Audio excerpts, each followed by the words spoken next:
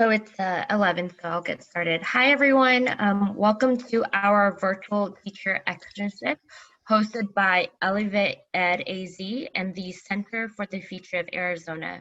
Today's session is hosted by Bechtel, Jason Azarella, and he'll be going over how cybersecurity helps protect the future. So go ahead, Jason. Perfect, thank you. So quick question, you don't actually see the webcam stuff over here, do you? It's just the presentation?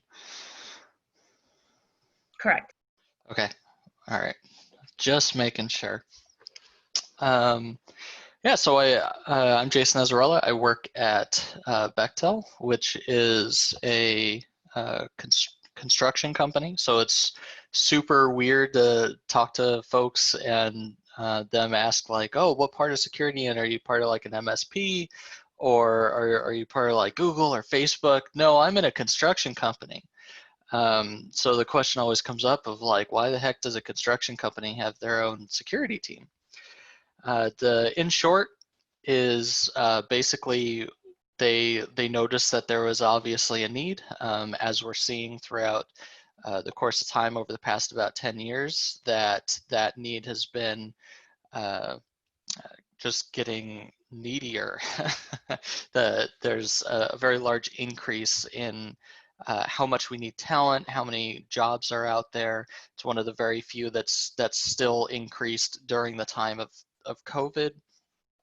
And as part of that, we were just doing everything we can to try and reach out to people and make sure that we are providing the right information to especially kids as they are going through their studies, because what we end up finding out is as they come out of either getting like a degree or something like that, they tend to just have the wrong skill set or the wrong frame of mind. And what ends up happening is they expect this grand concept as to what they're going to be doing for cybersecurity.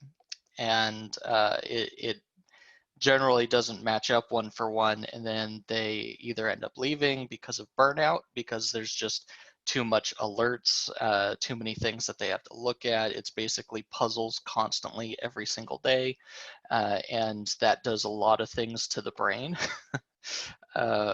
Or it's just a situation where they've just discovered this isn't really what they wanted out of their own life. So hopefully we'll be able to dive into a little bit of that throughout this conversation. And what I'm shooting for is I only have a handful of slides, and I'm hoping that at the end of it we'll still have probably about like 20 minutes to be able to speak and just do kind of free form Q&A and conversation. All right, so getting into it, we're going to talk about a little bit of the future state, where we hope to go, how we want to see the talent developing. Boop. So the first thing that ends up popping up from every single person that I talk to that's going through some kind of schooling is, what should I do? Well, where am I going? And the things that pop up are like school, obviously, certifications, internships or apprenticeships, and then self-taught.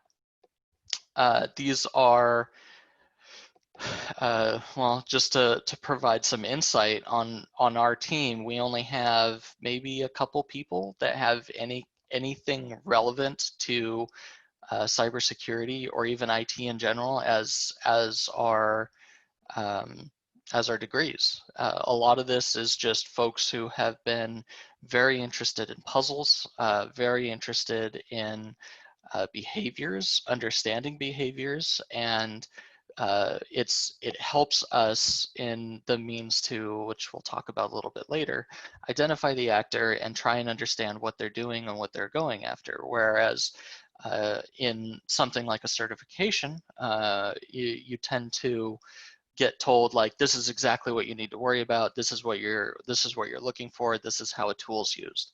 And from the perspective of someone who may not be constantly on the job doing the work, they don't really know how to interpret that of, okay, well, how does that apply to the real world?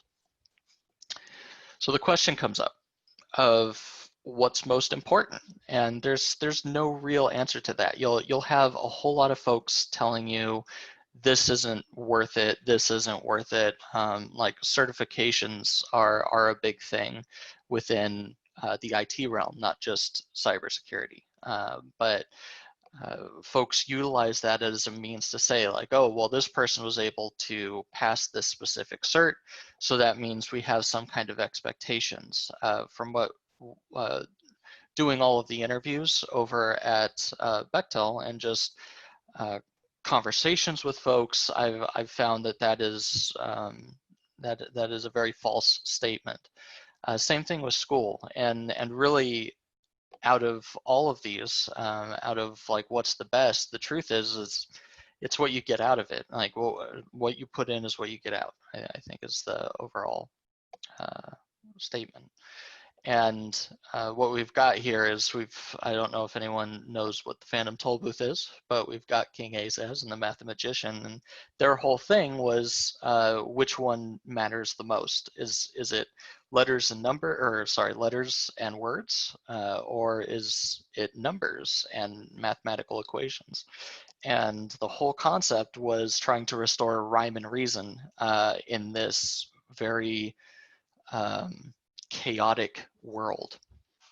And we're kind of in that same boat where we're trying to explain like, look, if you're going to get certifications, don't focus on passing the certification, focus more on how do I utilize this in the real world, and how can I keep working towards that goal of just making sure that I know what I'm doing, and if this knowledge is ever needed, I can call upon it, and that's what'll set you apart. It's not necessarily knowing all of the answers to everything. It's getting that general idea of what am I getting out of it to help myself, to help whatever company I might be working in, as well as just making sure that that it's worth it. So if you go to school, try and or if you're going to school, you try and make sure that you're understanding that you're not necessarily there just to learn, but you're learning how to learn. Like what is the best way for you to understand what the information is in front of you and how to recall it as quick as possible. Here's where we get into our expectations. People think when they get into cybersecurity that they're going to be immediately identified as hackers, and they want to be identified as hackers, and they're going to be dealing with just people who are so smart that they can do absolutely anything within seconds, and they have these crazy concepts that just seems to somehow work even though there's nothing there that makes sense. And also one of the other big things there is that everything that they do is directly going to be for some kind of cause, whether it's fueling their own agendas, or whether it's financially motivated. But when you're moving towards cybersecurity from the education standpoint, that's not really the goal.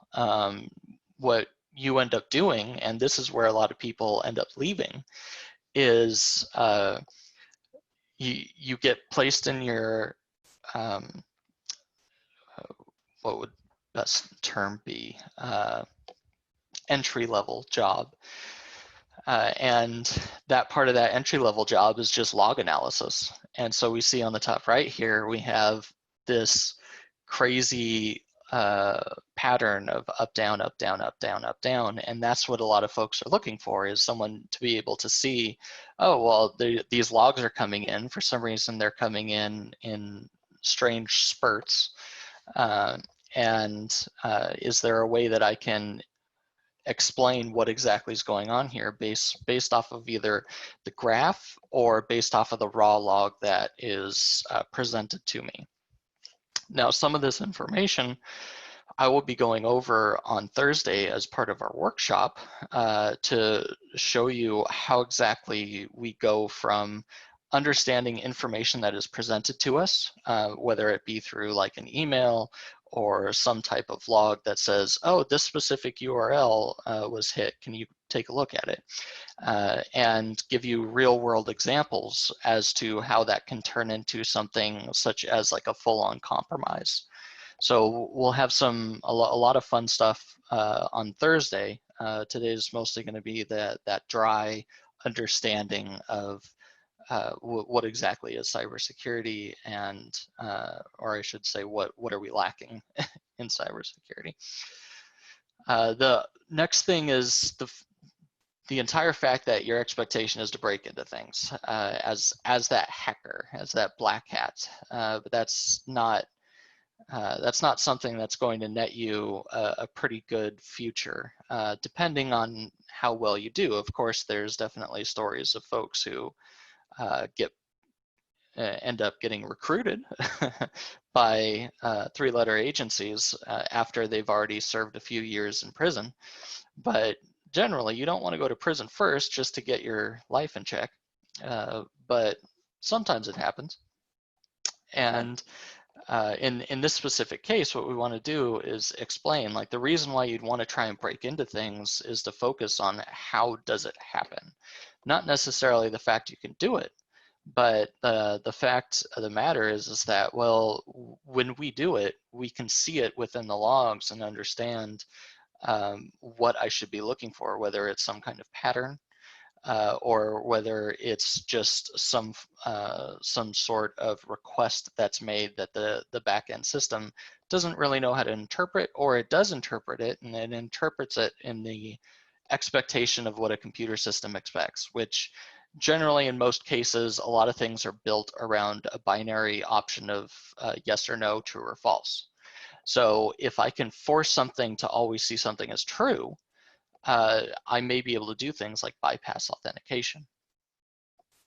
The next thing is that we're fact checkers. We're there to try and state the facts. And in a lot of cases, something that we'll also talk about later is people expect to be able to see the answer or an answer and justify it. And that's not necessarily the point of the job. The point of the job is to extract, at least in most cases out there, the point of the job is to extract all the facts you can about a given situation, a given event, and provide enough information to either your incident commander or your manager would be another person you'd be talking to, or just your executives to say, like, here's the stuff that happened, this is the stuff that we know that happened, and this is the best remediation steps that I can suggest.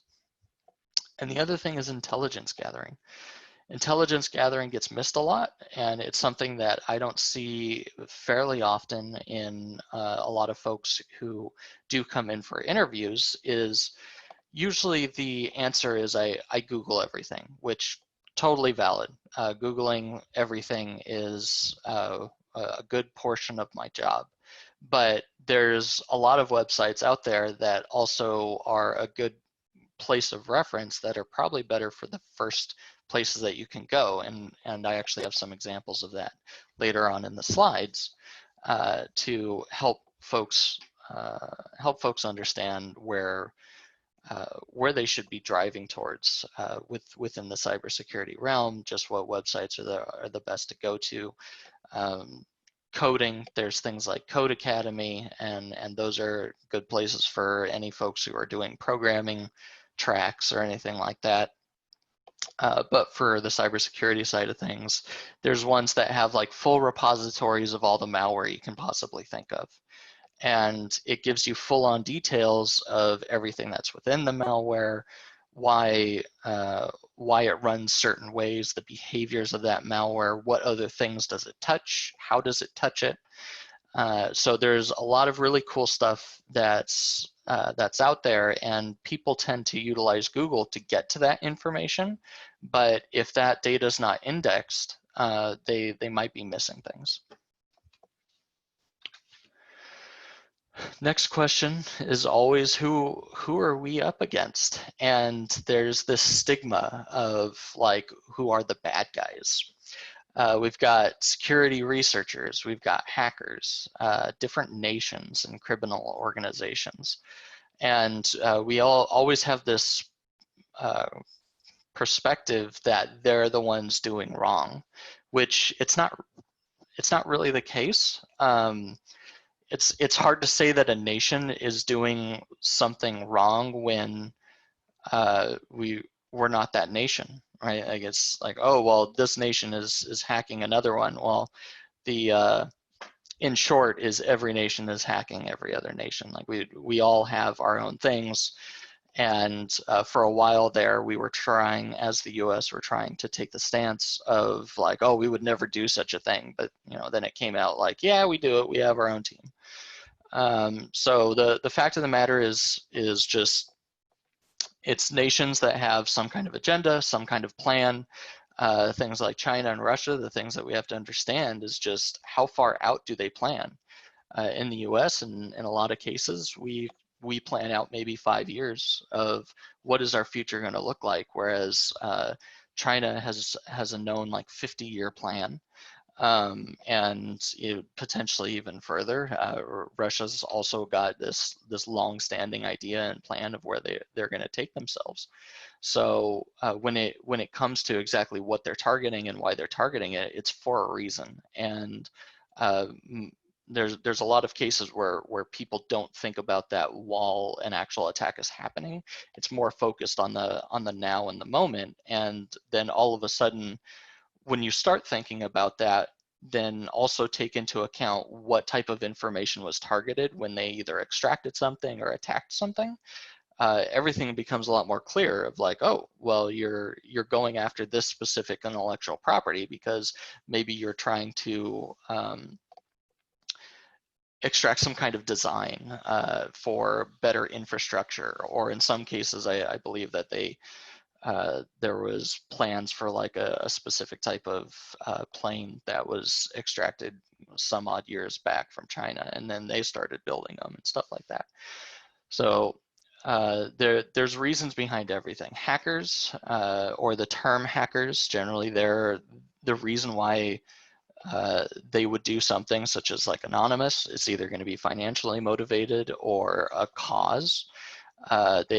Anonymous has done a whole lot of things that are directly towards, we don't believe, well, essentially anything that is against human rights or the concept of human rights. The biggest problem with things like anonymous is that people misinterpret the intent of what they're trying to go after, because there's so many people as part of anonymous. There's all these folks with different ideologies, and when you get into it, you're like, oh, anonymous is bad. But the truth is maybe there's a couple people in there that are doing things for the wrong reasons, and the other people may have better reasons. I mean, there were, just to give an example of that, the folks who are doing all this ransomware or building out all this ransomware that's hitting everybody, there was a few cases where people, hackers actually started targeting folks who were building the ransomware, because those people were distributing the ransomware to hospitals.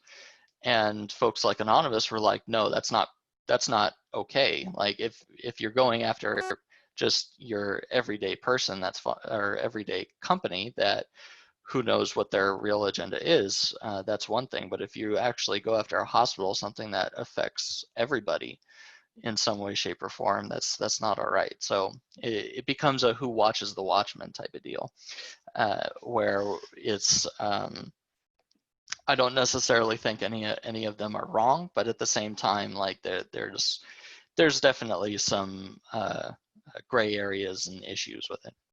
Security researchers, I put this specifically on here because I've had probably a handful of situations where I've just noticed other security groups who have been doing things like scanning the entire internet. So yeah, that's something that we're up against.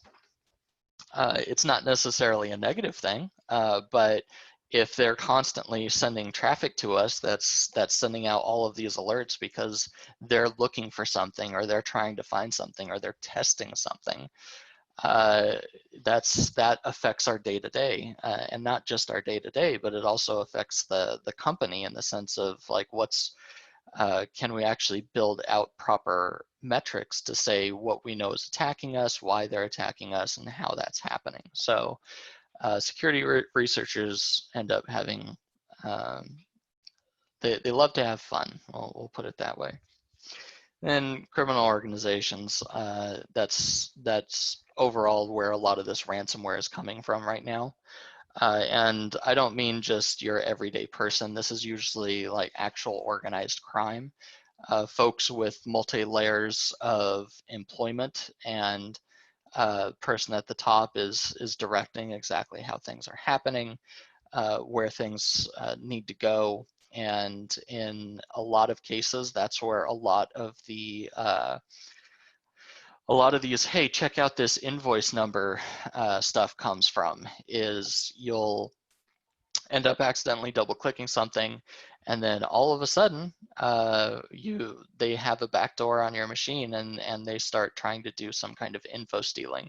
So they're either taking bank information, or trying to pull out credit card information, or your social security, just number of different PII type of stuff.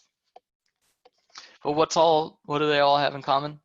They're people, and that's how we change from trying to figure out what's this person's agenda, what's this person's agenda, or what's this nation. The fact of the matter is that every single human has a strength and weakness. Every single person has strengths and weaknesses, whether it's because they have some form of habit of how they do things or not. That's what we can pick out. That's what we can understand, and that's the way that we can identify ways to alert or identify other methods by the same people. And an example of this would be a situation where if I notice a person get onto a box, a malicious actor get onto a box, and start running commands, I'm probably going to be able to identify the same command structure that they did somewhere else. Now, this is assuming that they haven't scripted something. But if they are scripting things, I can start inferring like how they behave based on how they script stuff. And what we'll notice is some of the information in here, like grammar, the tools used, the overall actions performed, how it's happening, why it's happening, the infrastructure used. So by infrastructure used, I don't necessarily mean like, oh, they always use a Windows machine. I mean more towards the fact that, okay, we notice that they are constantly utilizing AWS infrastructure or Amazon Web Service infrastructure. We notice that they are more focused in the like Germany area for these specific campaigns, or maybe they're utilizing the I think it's North. What was it?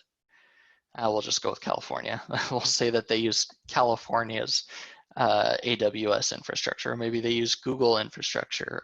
Some of the other things is that there's a lot of commonalities in the way that the community moved towards, and some of those being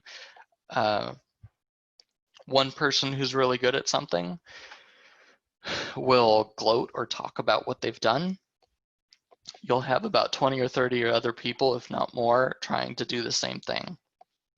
And it's not even necessarily because people like to follow. It's more about the fact that this was successful. And because it was successful, when we start talking about criminal organizations, they're going to go towards the path of least resistance. So understanding, I would say basic things, but I still need to go to like Microsoft Word for it to tell me that I'm doing things wrong. But grammar, grammar is a big thing of figuring out how emails work, how people are writing them, what are they targeting, is there something within the grammar that I can pick out as a means to identify other mistakes across other emails? Do they use the word is in the wrong spots? Do they say the a lot? Just small, interesting little nuances there, specifically with like emails. And then within our logs, we can take a gander at, again, the actions performed. So what are they running on the machine and in what order? Is there a way that we can see a commonality between that and the next set of hits? So again, a lot of this is just about human behavior, understanding human behavior. I believe that there was some stuff talked about, I don't know if it ever made its way into ASU, but there was some conversation about making sure that as folks were going through the cybersecurity track, they had some like psychology courses in there, and just trying to understand the human mind and how it works, the habitual nature of humanity. And that's a lot of the stuff that we find helps us succeed in situations where we don't always have the answers. And that's one of the biggest problems, is that people spend a bunch of money, they get their masters or whatever in cybersecurity, they get into the environment, and then they go, what's all this? Like, I wasn't taught any of this. What's going on here? And the fact of the matter is that if you're focused on trying to learn everything from over the course of X amount of years, and you're not also at the same time keeping up with stuff happening now, uh, it's game over at that point, because not only are you behind, but the bigger problem is that you haven't taught yourself how to catch up while also staying caught up with the current. And that's a very, very difficult thing, because for us, in many cases, we have no idea what's going on. Some person broke into something. We have to determine how that happened, why it happened, and in a lot of cases, it's 0 days. And if a 0 day, which is essentially just something that's unpatched that allows for an exploit, or allows for someone to get into a system or a service without any prior knowledge or previous knowledge from anywhere else that this has been fixed in some way, shape, or form. So if a 0 day happens, we have to try and understand how it's happening without a whole lot of information from other people that say, oh, this is exactly how it works. And it's hard to put yourself up against that when you're just coming in, when you're entry level to a SOC, and you just see a standard request come in, or something that you think is a standard request, but maybe there's an extra tick mark, or maybe there's an extra semicolon or a colon within the request. And then those are the things that we're looking for to try and help people understand, like, every little bit matters, as the best way that I can put that. And an extra space in something can really be the difference between identifying a pattern to just making an assumption. And that is something that we've seen before that has kind of bit folks in the butt. Like Target, they had all of these alerts, and somebody kind of wrote it all off as like, oh, we investigated it. It doesn't seem like it's something that we have to be too worried about. And it ended up getting triaged in some way, shape, or form as a false positive, from my understanding. And they just kind of kept rolling with it. And nobody actually, anybody who looked at it, either the demand was to just keep triaging it as that false positive, or it was a situation where just everybody was complacent with just triaging it that way. And because of that, they had this thing on their point of sale systems running for, was it like 4 years or 5 years or something like that? So it's all these small little pieces that could help you identify who's coming after you. And then the other thing is picking out keywords. And this is mostly a joke, this picture. There's never going to be a situation you have a bunch of ones and zeros and then just the red letters. And this is another thing that ends up getting expected is, oh, well, I'm going to know what malware is when I see it. Not really the case. You have to try and pick out overall, well, keywords and indicators, as I put it here. Is there something within like a signature block within the executable that has somebody's name? I mean, I've seen things such as like Bruce Lee wrote this, and I'm like, oh, okay, is there actually a Bruce Lee out there writing this malware? No, the person just liked Bruce Lee. So there's a whole bunch of those little things. So part of it is also culture, like trying to figure out what the culture is. We've seen a whole lot of Chuck Norris. We've seen a whole bunch of just randomly named things, but then we see a lot of action stuff. I mean, I've been as far as seeing things just called the Terminator. So just picking out what those keywords might be and then searching across it, across our entire landscape is what we want out of people, is not them seeing this singular piece of or seeing this singular item, this one piece of malware, and saying like, oh, okay, this is what this is. What we want is we want someone who can say, oh, well, this specific keyword or this specific set of hex is within this type of malware. It doesn't seem common.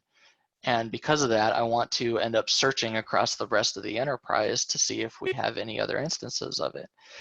And doing that is how you end up identifying other campaigns that maybe weren't getting alerted on, or showing just a little bit more merit of why you are in security. Like, why are you there? You're not there just to do something that an automation can do, as an example. And that's one of the scary things, is people are worried that cybersecurity at some point will just be mostly automated, but it's unlikely. And even if it will be, it's quite a few years out, like probably 20 or 30 at the least. And it's mostly just because of how we always need to be there to be the interpreters of what that information is and why that matters, because that's how we take that information and turn one piece into maybe like 20 or 30 other systems that actually needed to get rebuilt instead of just that singular host.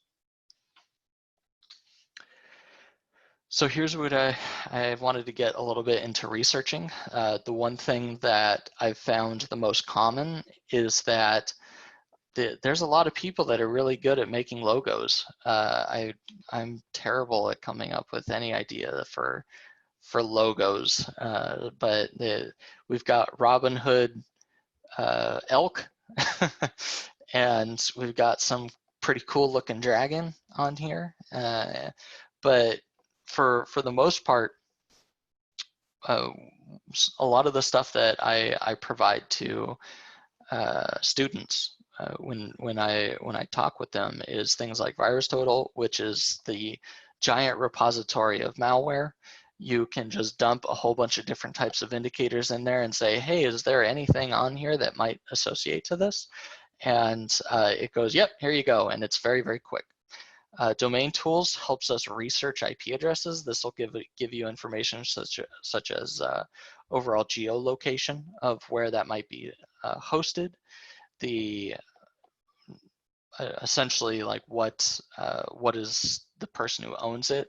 That stuff is getting a little sparse just because of all the privacy acts that have been popping up lately. But the IP address can tell folks a lot, and even if it doesn't tell who you are directly, it can get down to the point of saying, oh, well, this IP address was used in this specific part of this city. And that is a lot of information that when doing some type of research, helps us determine attribution of who the attacker might be. And this might tell us, oh, is this something that might be this big like nation state thing? Or is this something that is more tied to just somebody in their house doing something? And in a lot of cases, what we'll see is somebody utilizing like their phone to run a campaign. And as part of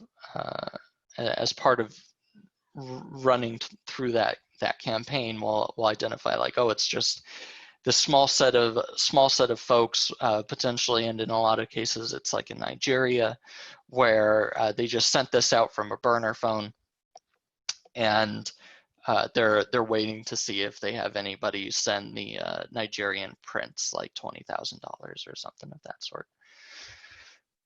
MX Toolbox, it's another great thing for researching domains or IP addresses. Google, obviously Google. Blogs. This is something that we try and focus on as far as talking to people, is just their ability for social networking and how they talk with folks, how they deal with folks, and how it represents to them. Because the fact of the matter is that if you're not following blogs or news sources, we go back to you're already a few steps behind for certain situations. And if it is something where like a 0-day came out, you kind of have to know about it if at all possible, or at least have someone on your team know about it. And that's a big thing, is understanding how to work in that team environment for that. Virtual machines. If you folks don't know what a virtual machine is, it's essentially just a machine in a machine. We are talking some kind of inception here, but with virtual machines, it allows you to run things like if I want to have my own Ubuntu instance or a Linux instance on my Windows machine, I can do that without actually having to worry about doing some kind of bootloader thing where I would turn the computer on and say which one I want to boot to. No, now I can just have some virtual machine on my Windows machine that says, oh, I want to have Linux on here. And the best part about it is that I can isolate it from everything else, meaning if I want to do some kind of research or if I want to investigate anything, I will have the means to be able to do that in a safe environment and do things like run malware without it having to actually call back out to anywhere and suggest to the attacker that I'm researching their information. Because just telling or just providing the information to an attacker that you have a full-on SOC can do things such as increase the cost of the ransom if it's a ransomware attack. And just that little piece, I've actually known folks who go from something where it's like $10,000 ransom to maybe a $70,000 or $80,000 ransom, because they know that their SOC is either at a point where they're trying to reverse the malware, so they want to try and say like, hey, look, you're never going to be able to get through this, so now I'm going to demand more money. Or maybe they'll bring it back down because they feel like maybe they have a mature enough SOC to be able to get through it. But here's different options for different things to work with. So like hunting log sources. This is just for that concept of how does what would I expect out of a normal day-to-day SOC entry-level job, and Helk, or the hunting Elasticsearch instance, is a great use of being able to dump logs in there and get a feel for how it works. SIFT is more towards the forensic side of things, understanding artifacts, understanding file headers. Kali is more for the pen testing side of things, where it's trying to break into things. How does it work? Why does it work that way? And then Remnux is your malware reversing thing, virtual machine, and that has a whole lot of disassemblers, debuggers, and it's great for that. Another couple pieces here, just understanding failure. How do we perceive failure? And this is something that I knew a lot as a kid. I might not have enough time for questions. No. This is what we teach people, and it's really kind of sad. It's here's failure. Who am I kidding? I really am a failure. Bart Simpson is the first couple episodes, and it's sad because then we put the stigma on ourselves as a kid of failure is awful, and if I'm ever in a situation where I'm failing, I'm terrible as a human being. And if that was the case, I would definitely not be here because I'm failing pretty much every couple hours. I'm doing something wrong. At least my wife tells me that. But the real truth behind it is failure is about learning. And as long as you're learning and you're understanding and you know why certain things are happening, that makes the difference between a good security manager compared to somebody there who's just trying to blame everything. Because the fact of the matter is that the people who are attacking us, they have a hell of a lot more time to focus on figuring out ways in and ways to hide themselves than we have the time to be able to identify it. So our capabilities are focused more towards around how fast can we understand what's happening and respond to it more so than it is about knowing everything. And then really you figuring out how to make yourself better is the best focus, because there's a lot of people that I know actually who kind of think they're at the tip top level of what they can possibly do, and that's never the case. Like, it should always be a learning situation. You are always in a process of here's more info, figure out a way to learn it, figure out how relevant it's going to be, and try and retain it. And in my specific case, I have a lot of attention problems. It's quite easily identifiable. If you end up meeting me, I have my legs always going. That's usually a sign. And then I have trouble at least focusing on a singular person or item. So I'm sure you've already been able to tell, like, my head's going all over the place as I talk. But as part of those behaviors, the thing I've noticed with myself is I have to write things down. Like, if I don't keep things in some kind of notes or in some organized fashion, I will forget, and I will in turn be a disservice to myself. So really trying to teach people to understand what those weaknesses are is how well or determines how well they will be able to get out of what they're doing or get out of their education platform and be successful in the end.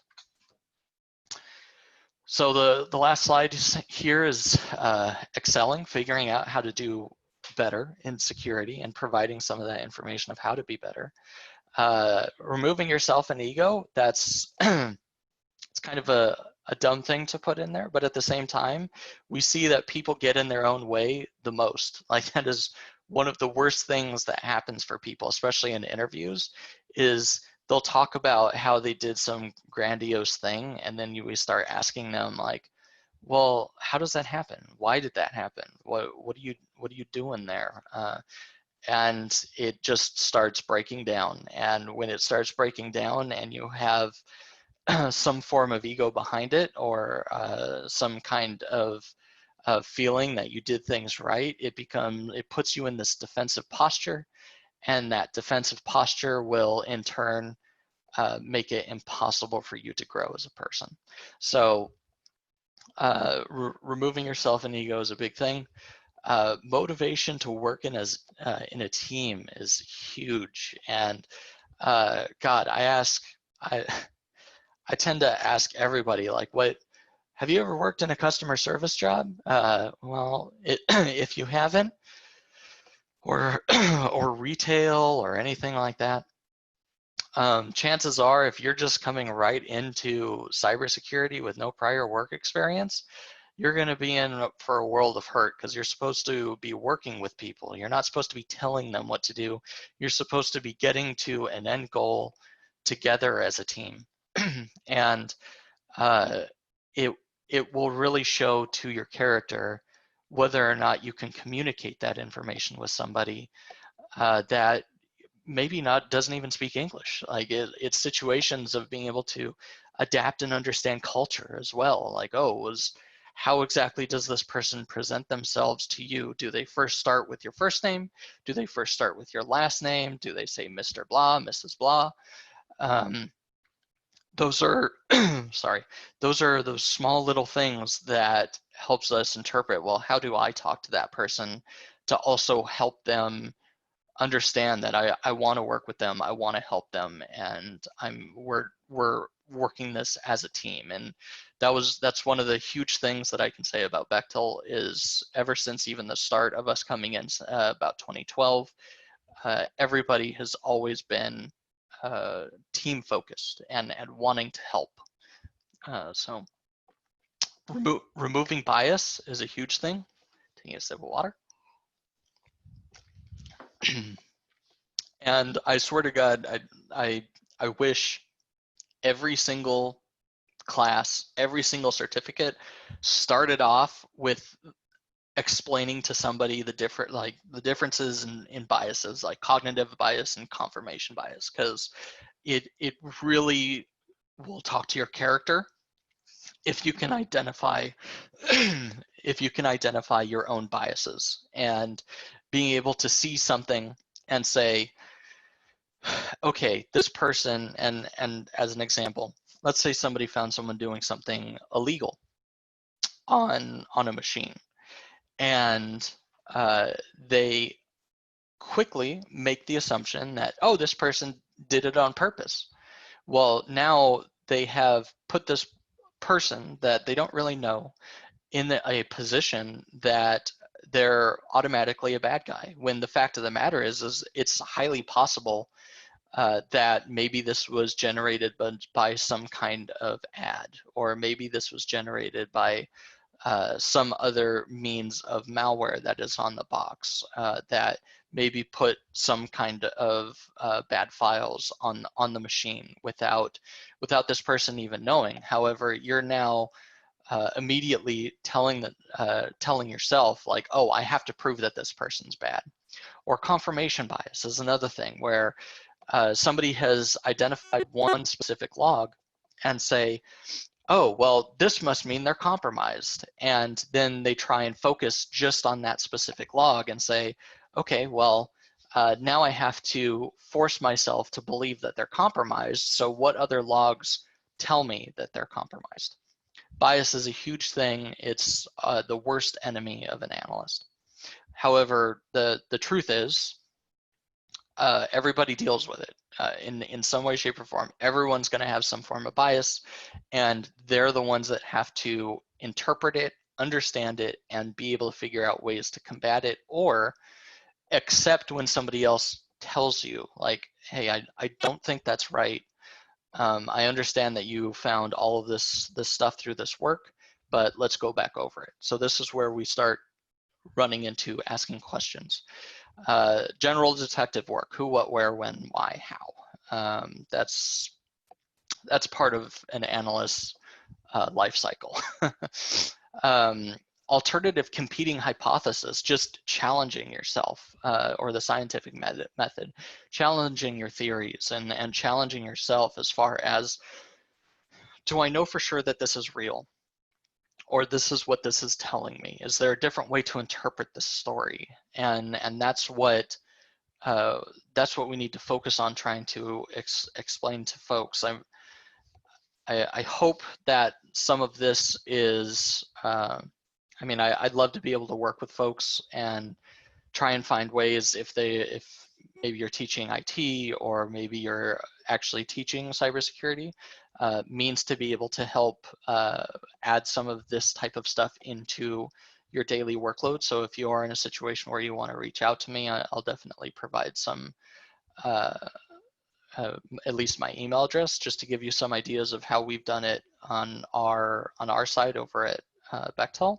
But there's so many other people that have great information and great concepts of what they want to do and how they want to provide a lot of just knowledge, I would say, and accessibility, I guess, is another big thing, is making sure people are accessible to this type of information, of understanding, well, why do you need alternative competing hypothesis in cybersecurity? Well, in there's been numerous accounts where you spend maybe 30, 40 hours working on something, and at that point you've said, okay, I've researched everything that I possibly can, there's nothing else to do, and the follow-up to it is all right, well, let's close everything out. Well, you should always be willing to tell yourself, like, maybe I should go back to it in a few months just to take a look at it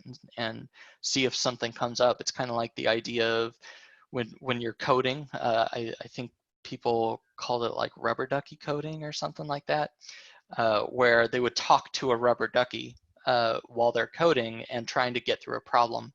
And that usually would help them get out of whatever loop their brain is in, and then they would figure out what the answer is. Same concept of just like taking a breather, going and stepping outside, taking a 20-minute walk, or sleeping. So I've got probably about a couple minutes. I guess probably enough for one question. Is there anything that I can provide answers with, and I'll be sure to drop my email in here if I can figure out how to do that, because I'm in cybersecurity. And Hi, Jason. My name is Jane Hall. I teach at Pima Community College, and we actually have a cyber warfare range. And great. we have a new Associate of Applied Science in Cybersecurity for our students. And so based on that, what would be I know you talked about it throughout your presentation, but could you just summarize what are the top skills a student would want to be focused on if they're interested in this area? And the other part of the question is, what would be your best advice for a student who is interested? What would be the steps to follow, just from your experience? Sure. So as far as following, a lot of the good stuff as far as what steps is just to really to jump right in and start actually following people on Twitter. There's a whole bunch of folks in the cybersecurity realm that are on Twitter, and they're posting good information. And one of the things I see pretty regularly is people feel like, oh, I'm not good enough to be able to understand what they're trying to say. But that's never the case. It's a situation where maybe you don't understand it the first time, maybe you don't understand it the 10th time, but maybe the 11th time you'll really gain an understanding of what maybe the specific type of zero-day is, how it's happening, and exactly why. As far as the knowledge of what people are expecting out of them, we are moving as a whole in cybersecurity. They're kind of moving away from the concept of trying to focus on, like, everyone needs a bachelor's and that's all you need to be able to get through. People are trying to more focus on just how do they develop themselves. So you talk about the cybersecurity ranges, they're fantastic.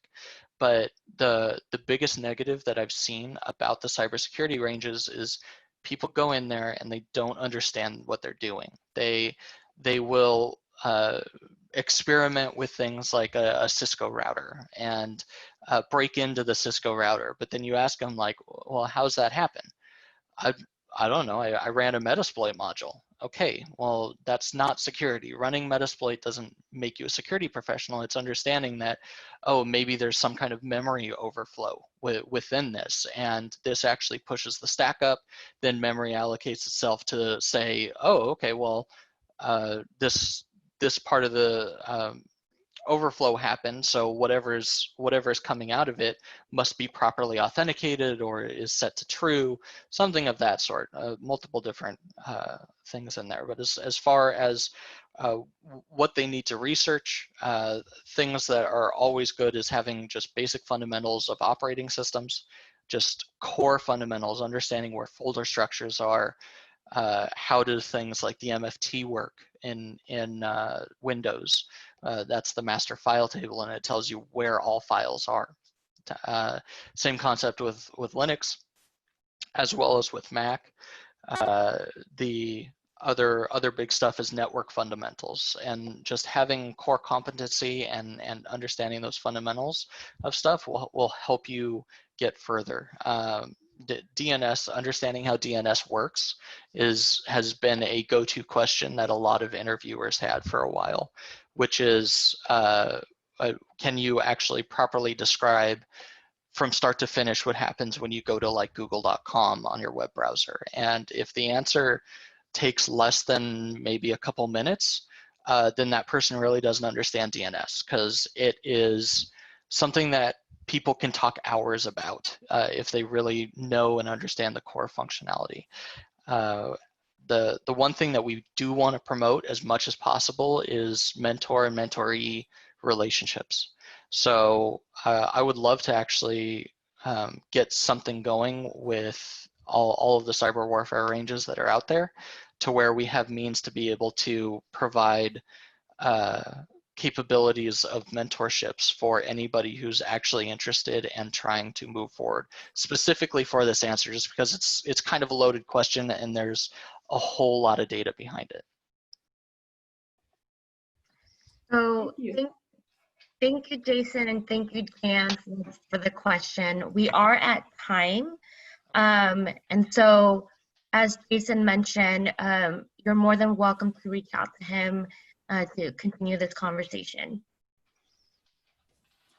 And his email's in the chat box. Yeah. Yeah.